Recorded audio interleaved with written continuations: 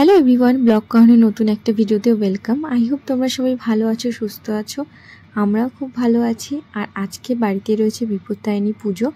অনেকের বাড়িতে মঙ্গলবারও বিপত্তারিণীর পুজো হয়, কিন্তু যেহেতু এটা আমাদের বাড়ির কুলদেবী, তো এটা আমাদের বাড়িতে নাকি সবসময় শনিবার দিনকে পুজোটা করা হয়।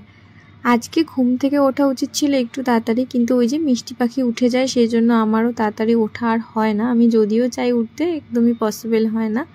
তো উঠে দেখলাম যে পুজোর তোড়জোড় শুরু হয়ে গেছে, আর মা বেশ অনেকটাই রান্না করে ফেলেছিল। আমি উঠে দেখছিলাম। আর আমি আর প্রকাশ পুজোর আগের দিন রাত্রিবেলা যে সবজিগুলো মোটামুটি কেটে রাখা যায়, মানে এরকম অনেক কিছু সবজি থাকে যেগুলো সঙ্গে সঙ্গে কেটে জল দিয়ে দিতে হয়, তো সেগুলো বাদে বাকি যে সবজিগুলো ছিল সেগুলো আমরা কেটে রেখেছিলাম।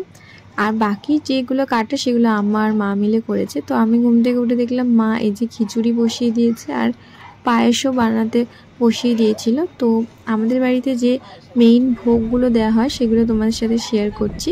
এখানে তোমাদের বাড়িতে কারোর যদি এরকম সেম নিয়ম থাকে আমাকে কিন্তু কমেন্টে জানিও।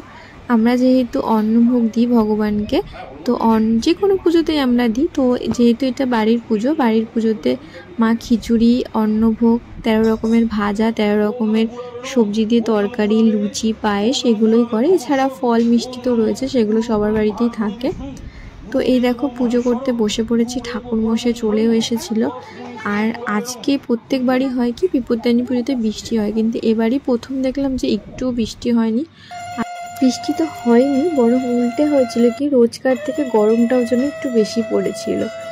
যেহেতু মিষ্টি পাখির গরমে একটু প্রবলেম, সেহেতু ওকে এসির বাইরে রেখে পুজো সবটা করা একটুখানি টাফ হচ্ছিল। তাহলে ওই যে ভগবানের আশীর্বাদে সব ভালোই ভালোই মিটেছে এবং পুজোও খুব সুন্দরভাবে শেষ হয়েছে। আর এই দেখো মা নিয়ে আসছে ভোগ। আমাদের যেহেতু ভোগ রয়েছে সেহেতু ভোগটা একদম লাস্টে নিবেদন করা হয় ভগবানকে। আর এই সমস্ত ভোগের যত ব্যাপার স্যাপার এগুলো কিন্তু মা করে, এগুলো আমি এখনও শিখে উঠতে পারিনি। আর আমি মনে হয় না মার মতো চাইলেও করতে পারবো। তো মাই সব কিছু নিজের হাতে করে, যেটুকু হেল্প লাগে সেটুকু আমরা নিশ্চয়ই করে দিই। তো তোমাদের কার কার বাড়িতে বিপত্তারিণী পুজো হয় আমাকে কমেন্টে জানিও। অনেকেই পুজো করে, কিন্তু সেটা মন্দিরে গিয়ে বা দক্ষিণেশ্বরে অনেকে যায় পুজো করতে। ইভেন আমার মাও যেত, মানে আমার যে মা সেও যেত। যবে থেকে আমাদের বাড়িতে পুজো হচ্ছে তবে থেকে মা এখানেই পুজো করে। আর সবাই ভালো থেকো, সুস্থ থেকো। আর তোমাদের যার যা প্রবলেম আছে সেটা ভগবানকে বলো, মানে মা বিপত্তারিণীকে বলো, সেটা কিন্তু তোমরা একদম সঙ্গে সঙ্গে সলিউশন পেয়ে যাবে। মানে সিরিয়াসলি আমি জানি না, আমি মন থেকে এই কথাটা বললাম। আমি যখনই ঘাবড়ে যাই কোনো কিছু নিয়ে আর বুঝতে পারি না কি করব, তখনই একবার মা বিপত্তারিণীকে স্মরণ করি, আমার কিন্তু লাইফ থেকে সব প্রবলেমগুলো সলভ হয়ে যায়। ঠাকুরমশাইয়ের পুজো শেষ এবং যা দানের জিনিসগুলো থাকে, যেরকম 13টা ফল, এই সব কিছু ঠাকুরমশাইকে মা দিয়ে দিচ্ছে। পুজো শেষ হয়ে গেছে, এরপর আমরা নিজেরা উপোসটা ভঙ্গ করব প্রসাদ আর ভোগ খেয়ে। আজকের ভিডিওটা এখানেই শেষ করলাম। সবাই ভালো থেকো, সুস্থ থেকো। আর তোমরা ব্লগ কাহনের এভাবে সাথে রয়েছে তার জন্য অসংখ্য ধন্যবাদ। তোমরা যদি ইউটিউব চ্যানেলে ভিডিওটা দেখে থাকো তাহলে সাবস্ক্রাইব করে বেল বাটন ক্লিক করতে ভুলো না।